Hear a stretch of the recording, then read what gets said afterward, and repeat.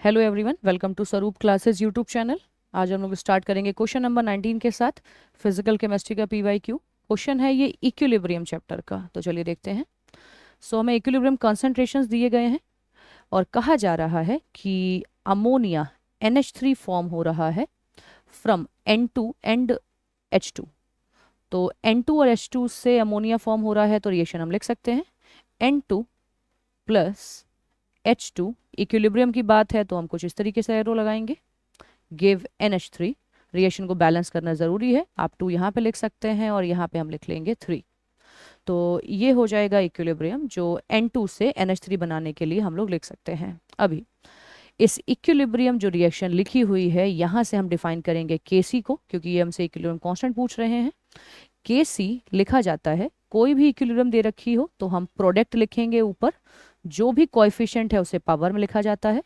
Reactant के concentration divide में आते हैं, मल्टीपल हैं तो आप मल्टीप्लाई करके लिखेंगे और पावर ऊपर आ जाएगी जो कोएफिशिएंट के बराबर होगी।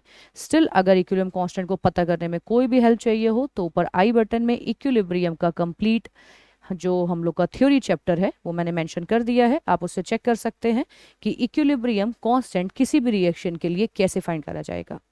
तो चलिए चलते हैं आगे। यहाँ पे हमें इक्विलिब्रियम कांस्टेंट को फाइंड करने के लिए कंसंट्रेशन दिए गए हैं।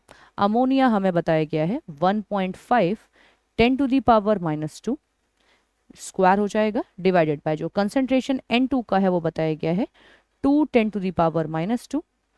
देन H2 है 3 10⁻², जो हो जाएगा यहाँ पे Q। वैल्यू ओके है, सॉल्व होने लायक कैलकुलेशन लग रही है, तो इसे आप इजीली आराम से सॉल्व कर सकते हैं और डेफिनेटली उन 5 क्वेश्चनों में से इन्हें बना सकते हैं जिसको आपको अटेम्प्ट करना है। तो कैलकुलेशन ओके है। लिखते हैं Kc इज इक्वल टू, आप 15 इंटू 15 यहाँ पे चाहें तो अलग अलग लिख लें या पूरा सॉल्व करके लिख सकते हैं।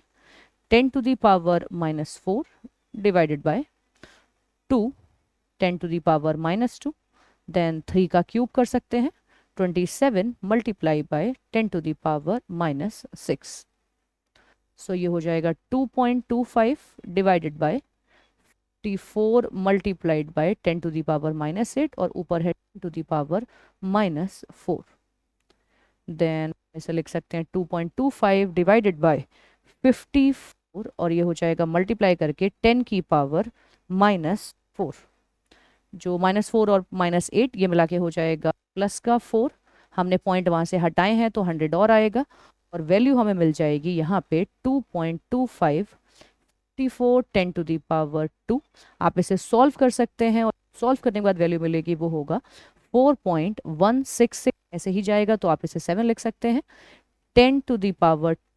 सॉल्व जब आप इसे करेंगे तो आपको वैल्यू मिल जाएगी 16.7, जो हमने मल्टीप्लाई करके हम लेके आए। तो अगर हमें इंटीजर चाहिए होगा तो वैल्यू हो जाएगी 417। Our answer is 417।